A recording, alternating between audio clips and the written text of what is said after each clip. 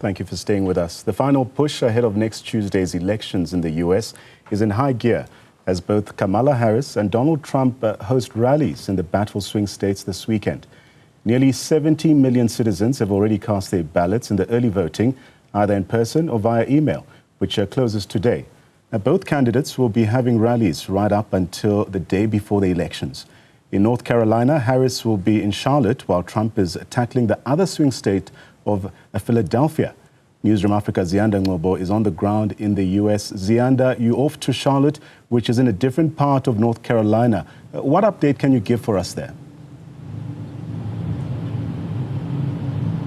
Well, Nhlanhla, I can tell you that we're preparing to leave our hotel here in Raleigh and travel about 3 hours to Charlotte, where Kamala Harris will be giving a speech at another rally in that area. It's very interesting to note that she's back here in North Carolina in just as many days. She was here on the 31st of October, which was on Wednesday, and already again on Saturday, she's coming back to this area. North Carolina is indeed one of those political battlegrounds for this election, one of the 7 swing states that are being contested for between Harris and Donald Trump. Just a testament of how important North Carolina is. Donald Trump will also be here on Monday night, just a few hours before the 5th of November. So, of course, today is the closing date for the early voting, either in person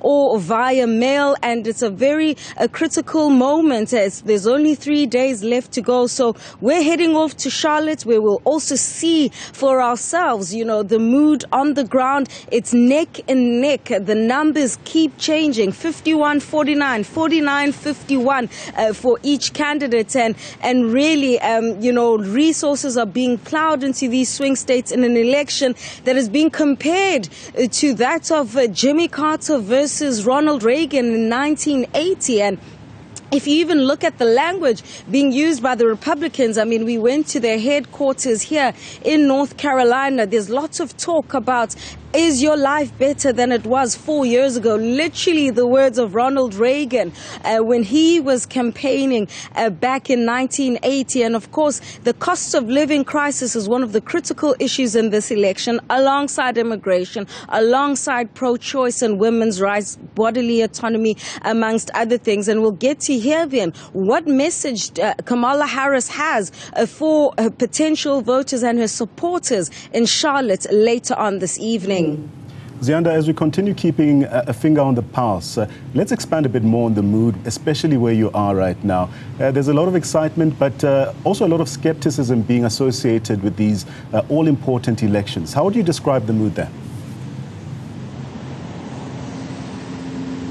Well, I can tell you that the anxiety and tension is in the air, and it's not even something that I'm making up or just what I'm feeling, but it's also something that each and every person we've spoken to, whether those who voted, we visited 2, early voting stations, or even if you speak to students on campus where we went at the North Carolina State University, there is a very clear division, a line in the sand, if you will, in terms of this elections. The views are very strong on both sides, whether it comes to, the views of Trump and how he communicates and his language about, immigrants who enter the country illegally, or whether you go to Kamala Harris and her tenure as deputy president under Biden and that comment that she made that she wouldn't necessarily change anything if she were to become president has also been something that's hotly debated here. I mean, just yesterday,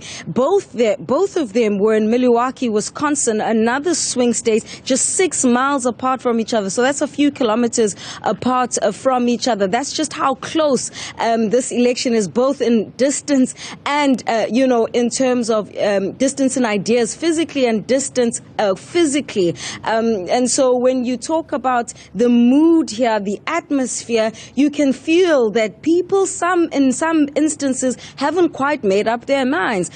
Even issues around, geopolitics, in particular, the Israel-Palestine war and the messaging from both candidates, while they might not be miles apart, that is also influencing some of those who are voting in this election to say, even in terms of the foreign policy outlook, even though they might not differ, but it may have an implication domestically for the United States. So these are just some of the things that we're gathering, just being here, speaking to people, getting a sense of their ideas. I mean, on one of the local channels last night, they call in to one of the shows, and one person actually compared Donald Trump to a new age Hitler. So the tension is very high in the air, and even the language is highly emotive, which just tells you about the feeling of Americans as they prepare for this election.